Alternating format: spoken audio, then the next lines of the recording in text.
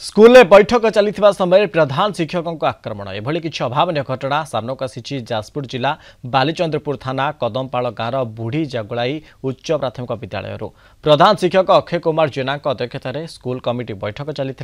शिक्षकों परीक्षा ड्यूटी को नहीं प्रधान शिक्षक और सभ्य मध्य कथा कटाकटी होता यह समय स्कूल परिचालना कमिटी सभ्य फकीर चरण प्रधान शिक्षकों को गाड़ी गुलज करने सह आक्रमण करते स्थानीय लोके गोपालपुर चिकित्सालय भर्ती चिकित्सा पर प्रधान शिक्षक बालीचंद्रपुर थाना अभियोग करते तेज घटना को 5 दिन बीती जाते भी पुलिस अभियुक्तों को गिरफ्त कर ग्रामवासी स्कूल सम्मुख में प्रतिवाद करते तेज संपर्क में पुलिस प्रतिक्रिया मिल पारना। आमर परीक्षा ड्यूटी पे आसला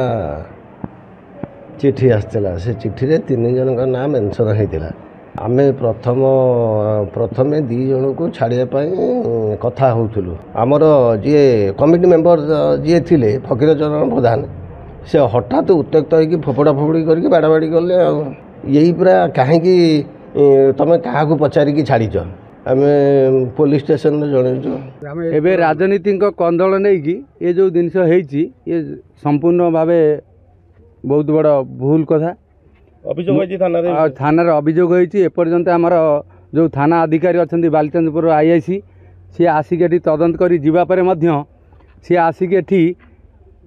आसामी को गिरफ्त करना गाँ सारा आमर समस्त दाबी अच्छी सी आसामी आसी तुरंत गिरफ हूँ आड़गोड़ ये कौन दरकार था आम तो 20 वर्ष गोटे अनुष्ठान को साइज करके आसलु एफआईआर होगा 4 दिन होगा आज कि से लोक जी कथा कर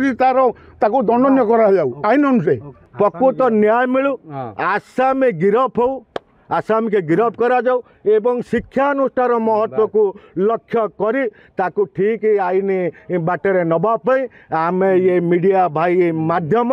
सरकार को निवेदन करूँ। धन्यवाद।